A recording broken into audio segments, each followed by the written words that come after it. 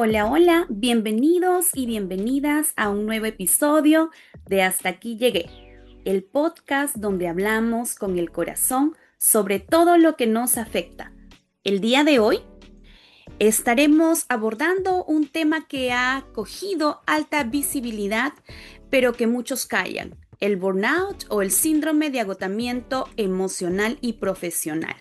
La Organización Mundial de la Salud lo reconoció en el año 2019 como el fenómeno laboral directamente relacionado con el estrés crónico, que no se ha manejado con éxito. ¿Les suena? Para profundizar, me acompaña una invitada muy especial, la doctora Herrera, psicóloga clínica con experiencia en acompañamiento terapéutico y prevención del desgaste emocional. Bienvenida, doctora Herrera. Gracias, Rocío, por esta invitación. Y como bien lo has descrito, el burnout es una enfermedad ya reconocida. La primera vez que fue definido fue por el psicólogo Freudenberger en 1974 como un estado de fatiga física y emocional que aparece en personas que trabajan en contacto con otras, ¿no? Llámese la educación, llámese servicios de bancos, todas las personas que dan ayuda o servicios a otros son más propensas a entrar en estos procesos, ¿no? Se podría decir también que es un síndrome resultante del estrés crónico en el lugar de trabajo que no ha sido gestionado con éxito, ¿no? Entonces, las definiciones han ido variando un poco por el tiempo. Actualmente se entiende como un síndrome compuesto por tres dimensiones. Tenemos por un lado el agotamiento emocional, la despersonalización y la baja realización personal en el trabajo. Y díganos, ¿cómo nos podemos dar cuenta que estamos atravesando el burnout? Bueno, en realidad yo ya te había mencionado estas tres dimensiones. Esto es muy importantísimo porque cuando tú no tienes una conciencia de los procesos que estás viviendo, no puedes llegar a un estado de rehabilitación o de cura, ¿no? Pero los síntomas más frecuentes y que la Organización Mundial de la Salud ha destacado es primero, es una fatiga persistente, ¿no? Esto que hablábamos de una sensación de agotamiento emocional, muchas veces hay una pérdida de energía y dificultad para afrontar las demandas de trabajo. Esto se ve sobre todo en la educación, en estos profesores que muchas veces dictan clase en dos o en tres colegios. Luego también algo que se puede ver es el distanciamiento mental del trabajo. Estás físicamente ahí, pero con poca concentración en lo que debes hacer. Estos olvidos constantes de acciones o decisiones que has tomado y que no puedes llevar a la realización, ¿no? Y que obviamente te crean un sentimiento de no realización en tus funciones. Y la irritabilidad, ¿no? Muchas veces entras en estados negativos o de insensibilidad o desapego hacia las personas o hacia el grupo con el cual tú desarrollas tu trabajo diariamente, ¿no? Y por último, también podemos ver la disminución en la eficacia profesional. Este sentimiento de fracaso de que hablábamos hace un ratito, ¿no? Y la bajo autoestima profesional de que no realizas el trabajo al 100% puede causar y puede llevarte a un sentimiento negativo constante en tu persona, ¿no? Y esto se puede ir, como sabemos, somatizando, ¿no? Y puede crearse una enfermedad mucho más severa, ¿no? Donde los dolores físicos, de espalda, ¿no? De columna baja, procesos de ansiedad, se pueden ir agravando, ¿no? Entonces, con esto uno debería tener muchísimo cuidado. Bien dice, doctora Herrera, muchas gracias por su respuesta, porque vemos que no solamente amalgama el estado emocional, sino ya repercute en lo físico. Y una siguiente pregunta, doctora, ¿es un fenómeno exclusivo de los trabajadores o puede darse en otros contextos? Mira, como te dije, esta sintomatología, vamos a ponerla así, vamos a definirla así, está en todas las personas que tienen contacto en prestar servicios a otras. Pero no es solamente para trabajadores, digamos, sino que, por ejemplo, los estudiantes también pueden pasar por estudiantes universitarios, pueden pasar por situaciones así. Personas, por ejemplo, que cuidan a familias, que están al servicio de la familia, servicio del adulto mayor.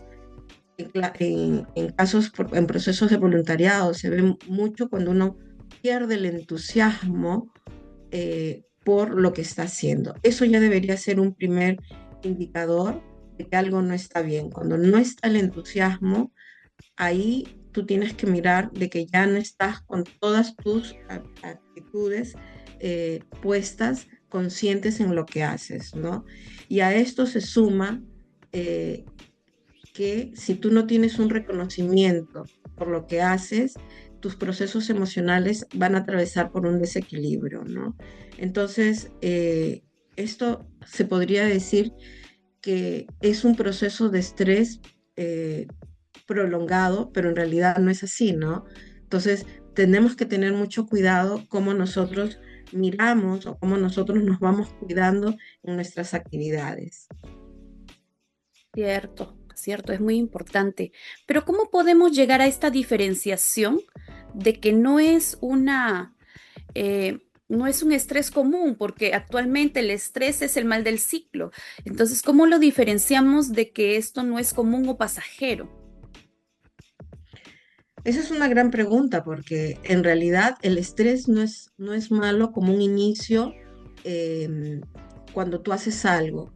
Cuando tú entras en un proceso, en un proyecto, en un trabajo, debes tener una cierta presión porque estás en todo este proceso de inicio, ¿no? Pero claro, cuando esto ya se agudiza, y es más, cuando se lleva a procesos prolongados, donde ya el cuerpo comienza a sentirse presionado, agotado, que no puede enfrentar situaciones, esto ya es un proceso de burnout, ¿no? Entonces, esto genera una sensación de vacío en el ser humano, ¿no? Una desconexión más allá del estrés común, ¿no? Y no te recuperas, o sea, no hay una recuperación como uno dice, voy a descansar en un fin de semana. Esto no se da así. Totalmente contrario, tienes una sensación de que descansas y no te recuperas.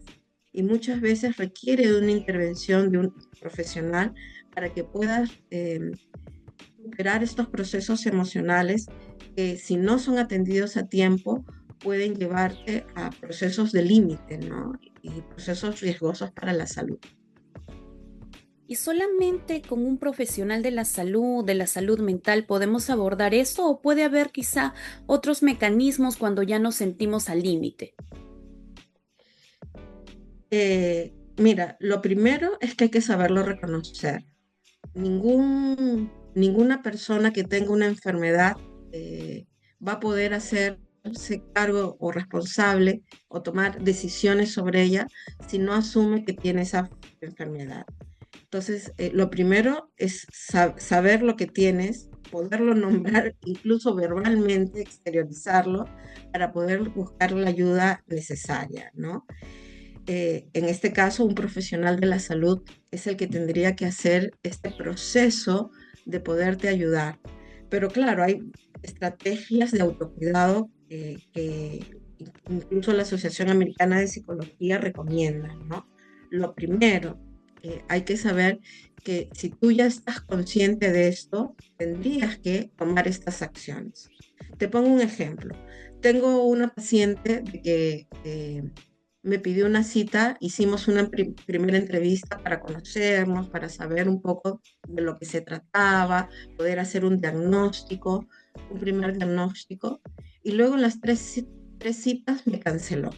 Me canceló porque le había surgido más trabajo y no podía venir. Luego, cuando nos hemos vuelto a encontrar, le pregunté y me dijo, y le dije, bueno, estás con tanto trabajo, ¿cómo está haciendo tu descanso?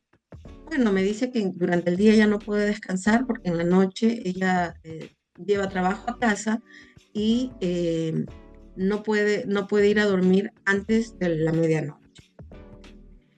Y le dije, bueno, ¿y cómo te estás sintiendo con eso? ¿Eso no te genera angustia, no te genera conflicto interior?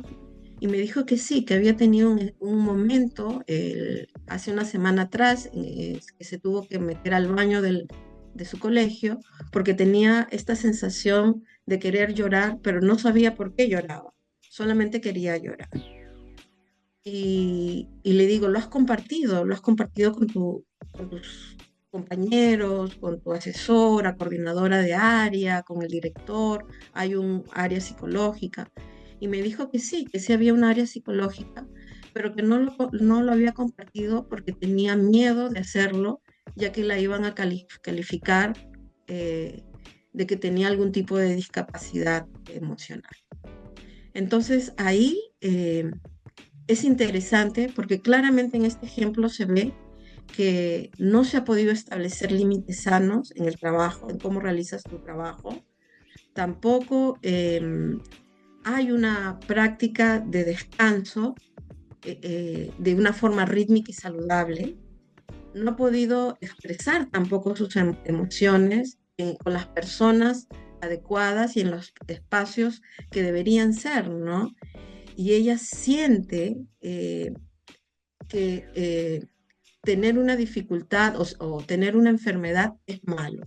Y ahí ya estamos partiendo eh, o iniciando una negatividad en el reconocimiento de esta, de esta enfermedad, ¿no? De este proceso de burnout.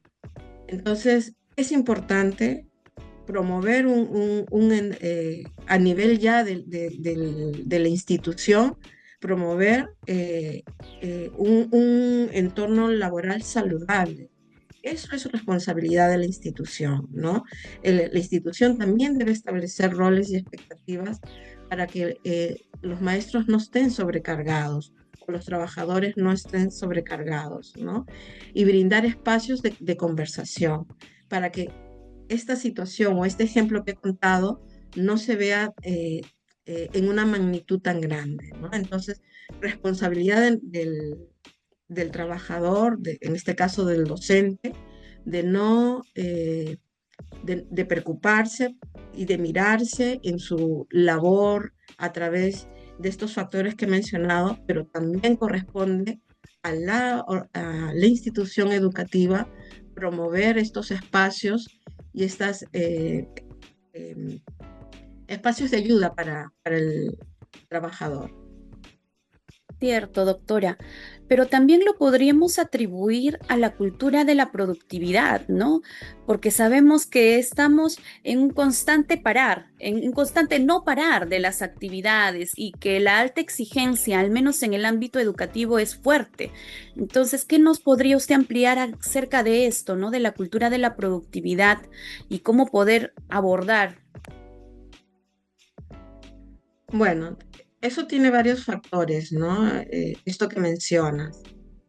Por supuesto, vivimos en una sociedad que idolatra la productividad. Si no estás ocupado, estás fallando. Pareciera que ese es un poco el lema que vivimos. Pero también hay un factor económico que hace que esto sea así.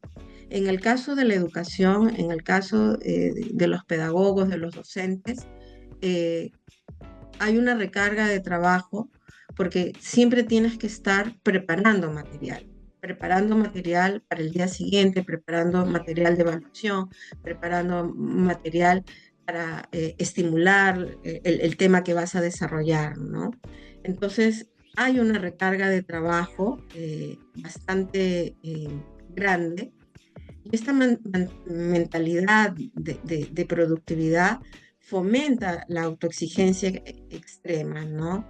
Y crea este sentimiento de culpa si es que yo me pongo a descansar y olvido cómo cuidar la salud mental. Entonces necesitamos redefinir el éxito con bienestar, no con sacrificio extremo, sino cómo yo puedo tener cuidados en mi vida diaria, en mi vida laboral. Cierto, doctora. Actualmente se escucha mucho en los países desarrollados esta relación del burnout con la calidad de vida. ¿Qué relación exactamente existe y por qué en nuestro país no está muy relacionado, si no hay alta demanda como usted bien lo decía, ¿no? De seguir trabajando y se toma como que a los tiempos de descanso como una falta? En realidad, el burnout y la calidad de vida están estrechamente relacionados, ya que este síndrome impacta directamente en el bienestar integral de la persona, ¿no? Es lo que hemos estado hablando desde el inicio, tanto en el ámbito laboral como en el ámbito personal, ¿no? Afecta la salud física y mental. El burnout genera agotamiento crónico, insomnio, ansiedad, depresión, dolores físicos como musculares, gastrointestinales, lo que deteriora significativamente la calidad de vida, ¿no? Esto hace que definitivamente disminuya el bienestar emocional del profesor, ¿no? Y lo que habíamos hablado como característica de este síndrome, ¿no? La despersonalización y el sentimiento de ineficacia que afectan la autoestima del profesor y generan una sensación constante de frustración o vacío, ¿no? Y, y no hay forma de que esto no impacte en las relaciones sociales, porque hay un aislamiento que se evidencia cada vez más, ¿no? Reduce el sentimiento de propósito también, ¿no? Profesional. ¿Cuál es mi propósito de este año, del mes, del día, de la clase, ¿no?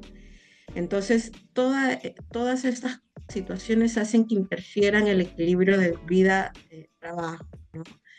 El no poderse desconectar mental ni emocionalmente del trabajo hace que uno pierda el rumbo de la vida propia, ¿no? De lo que nosotros queremos como seres humanos individuales que tienen un propósito de vida. Por supuesto que el trabajo es importante, pero también tenemos esta vida cultural que alimentar, esta vida seguramente religiosa en algunas personas, esta vida filosófica o artística. Entonces, eso es importante, encontrar un equilibrio, ¿no? Pero para eso debemos ser conscientes de cómo llevamos nuestra vida, cómo somos conscientes de poder crear un ritmo de trabajo, un ritmo saludable de trabajo. He ahí, ¿no? El buscar un equilibrio para poder tener un estado de bienestar. Y para finalizar este tiempo, doctor Herrera, ¿usted nos podría dar 3 consejos para poder sobrellevar el burnout? Por supuesto, lo primero, crear conciencia. Escucha tu cuerpo. Si tu cuerpo está cansado, no lo ignores. Hay que saber escuchar. Luego, pon límites que realmente vas a lograr hacerlos, ¿no? Límites realistas. Comienza con cosas pequeñas. Después de las 7 de la noche o después de las 6, o no llevo trabajo a mi casa o después de las 6 de la noche, no trabajo más, no cojo nada del colegio, ¿no? Y mira tu salud, por último, tu salud en relación a tu familia, tu salud en relación a una buena lectura, tu salud en relación a algo artístico. Son 3 cosas que tú deberías siempre estar presente, ¿no? Entonces hay que recordar, el burnout reduce la calidad de vida porque compromete la salud, pero va a depender de la conciencia de cada uno, ¿no? Entonces, prevenir y tratar el burnout no solo mejora el desempeño laboral, sino que es esencial para garantizar una vida saludable y satisfactoria. Muchas gracias por sus consejos y muchas gracias por su participación y su tiempo, doctora Herrera. Hasta aquí hemos llegado con nuestro podcast del día de hoy. Hasta aquí llegué. Muchas gracias. Gracias por la invitación.